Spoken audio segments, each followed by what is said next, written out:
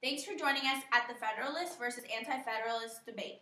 Now let us welcome Alexander Hamilton, Secretary of Treasury, and Thomas Jefferson, Secretary of State. Before I start, we should inform you that the government is lacking in necessary areas such as a large debt, a small army, no federal court system, and much more. So what are your views on the national bank? I feel that the nation does not need a national bank. It will only affect us negatively. States should be able to control their own currency. I disagree. A national bank is needed in this country. As we know, England is a very successful country. The Bank of England is also very successful and helps the country's wealth. By stimulating the Bank of England, we can have branches in different states. I've heard that the bank mostly protects the wealthy. How could this unite our nation to positively affect the United States? By creating a national bank, too many individuals would be involved with the government, the bank, and the currency system.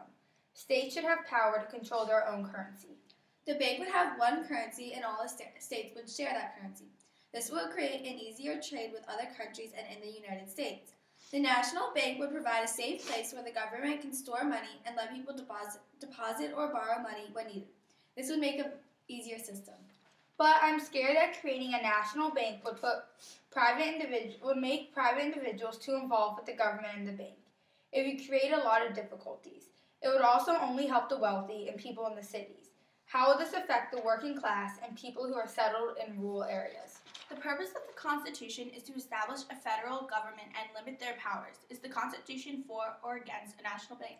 The national bank would go against the Constitution. The Constitution did not give the national government permission to form a national bank.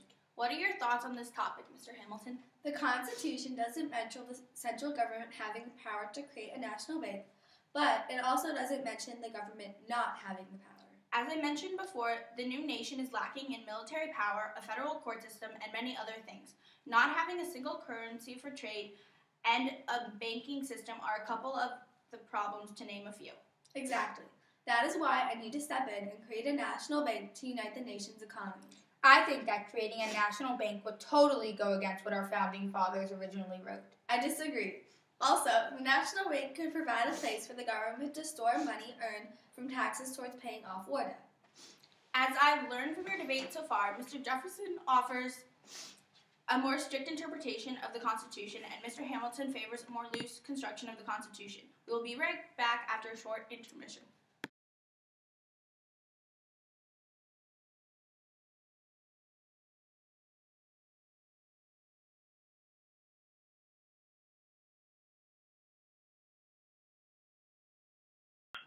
Hello and welcome back to the Hamilton versus Jefferson debate. Our next topic is the Whiskey Rebellion.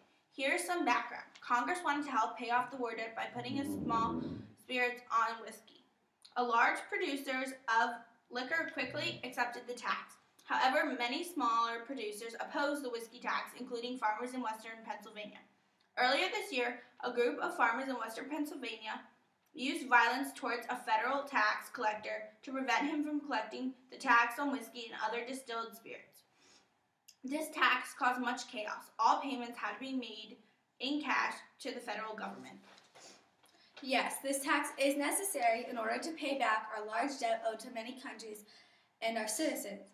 Other countries will lose our trust and respect towards us if we neglect to pay back the tax.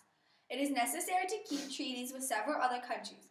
We need a steady source of revenue in order to pay back the money owed before the countries turn on us. I try not to get too involved in this tax because I'm not the Secretary of the Treasury. I'm not sure if people have talked about this, but in return for moving the capital from Philadelphia to Washington, D.C., James Madison and I will try to remain silent on the issue of the tax.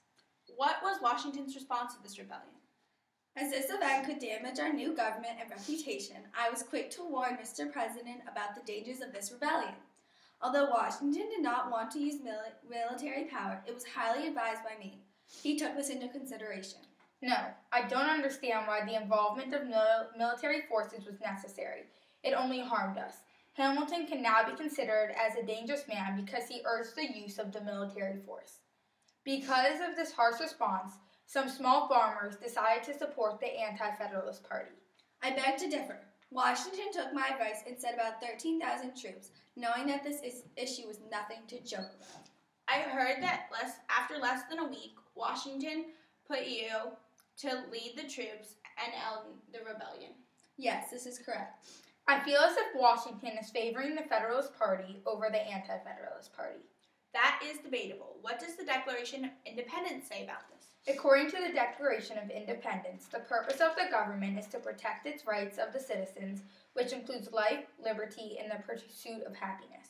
I, myself, wrote that if or when the government denies citizens of their rights, people have the right to rebel. The rebellion should not have gotten in trouble. All they were trying to do was put an end to this tax in order for them to make a living. They make their money off of producing whiskey. Unlike taxes paid on important goods, this tariff on whiskey was a direct tax on the Americans who produced whiskey and other alcohol items. The government would have lost the respect of other countries if we had let this riot get out of hand.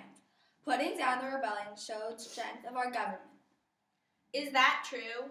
By the time the troops had arrived, the rebellion had stopped.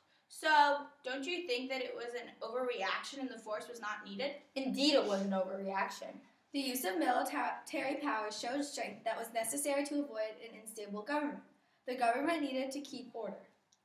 What does the Constitution say about taxes and rebellion in general? The Constitution gives Congress the power to lay and collect taxes. So, technically, the Constitution approves the tax. Also, the Constitution did not specifically give people the right to rebel and revolt. On the other hand, it does give people the right to peaceful assembly, the right to petition, and the freedom of speech. But as we know, this assembly was not peaceful. The Constitution permits the government to do what is needed. This tax is needed to pay off the war debt owed to many countries. The rebellion was inappropriate. And why is that? These people did what they thought was needed, and they made a statement in their hope to trigger change. That is a great segue to our next topic, change. What change do you hope to see in our government in the near future?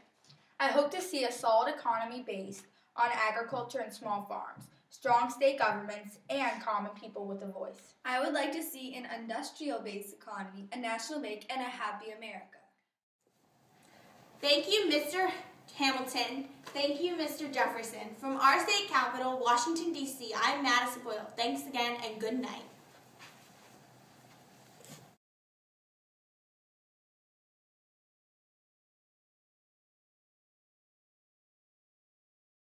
Simulating the Bank of England, we can have branches in different states. I've heard. Okay, can't. She did the coffee thing. She did the coffee thing. Why is that funny? Ew! Smell it again. Rebecca, she goes like this. Yeah, you're supposed to. Okay, fine. No, but I can't focus. Okay. Farmers in Western Pennsylvania.